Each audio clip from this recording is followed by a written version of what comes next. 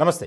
తెలంగాణ సర్కార్ డిప్యుటేషన్‌లను రద్దు చేసే ప్రక్రియకు శ్రీకారం చుట్టింది. వాస్తవానికి తెలంగాణలో ప్రభుత్వ ఉద్యోగులుగా పనిచేస్తున్నటువంటి వారిలో 70% పైగా ఈ డిప్యుటేషన్‌ల మీదే ఉన్నారట. అంటే ఒక వ్యక్తికి హైదరాబాద్‌లో ఒక చోట కేటాయిస్తే ఉద్యోగం ఉంటే, అక్కడ కాకుండా అతను నిజామాబాదో, వరంగల్లో, కరీంనగరో ఎక్కడో చోట పనిచేసిన అంటే కేటాయించిన ప్రాంతంలో కాకుండా వేరే చోట పనిచేయడం. ఇట్లాగా ఆర్డర్ తెచ్చుకోవటం, లేకపోతే ఎవరో ఒకరితో చెప్పించుకోవటం, అక్కడే తిష్ట వేయటం. ఇట్లా దాదాపు 70% ఉన్నారట ఉద్యోగుల్లో. అంటే చూడండి, 100 మంది ఉద్యోగుల్లో 70 మంది అలాగే పనిచేస్తున్నారు.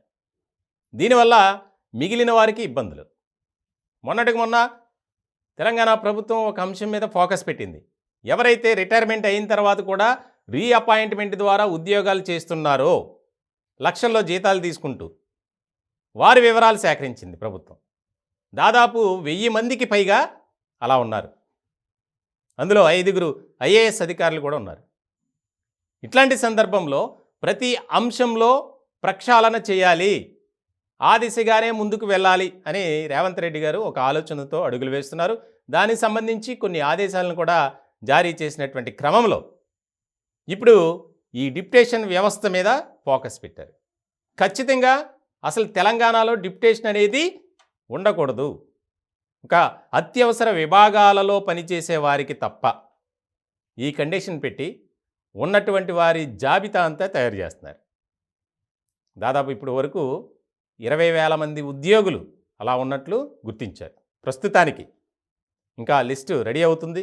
దానికి సంబంధించి విదేశీ పర్యటన నుంచి వచ్చిన తర్వాత ఒక నిర్ణయం తీసుకొని ఉన్నారు ఖచ్చితంగా. ముఖ్యంగా ఇప్పటికే మిగిలిన ఉద్యోగుల నుంచి అసంతృప్తి అనేది వ్యక్తమవుతుంది. చాలామంది ప్రజావాణిలోనే కంప్లైంట్స్ ఇచ్చారట. అంటే ఒక జిల్లా తీసుకుని ఆ జిల్లాలో ఇంతమంది ఉద్యోగులు ఉండగా వీరంతా ఎక్కడి నుంచో డిప్యుటేషన్ మీద వచ్చినటువంటి వారు. అలాంటి వారి వల్ల స్థానికులుగా ఉన్నటువంటి వారికి అవకాశం కోల్పోతున్నారు. అక్కడ వారు ఇబ్బంది పడుతున్నారు ముఖ్యంగా. ఇట్లాంటి సందర్భంలో ఈ అంశం మీద ఫోకస్ పెట్టాలి, ఖచ్చితంగా లిస్ట్ రెడీ చేయండి అని చెప్పినటువంటి సీఎం రేవంత్ రెడ్డి గారు సిఎస్ అయినటువంటి శాంతకుమారి అదే పనిలో ఉన్నారు ఆవిడ. ఇప్పటి వరకు దాదాపు ప్రక్రియ అయితే కంప్లీట్ అయింది. అంటే ఇప్పటి వరకు గమనించినటువంటి గుర్తించినటువంటి ఉద్యోగులను అది రద్దు చేస్తే ఇంక సచ్చినట్టు ఏ ప్రాంతంలో వారు ఉద్యోగం చేయాల్సి వస్తుందో అక్కడే చేయాలి.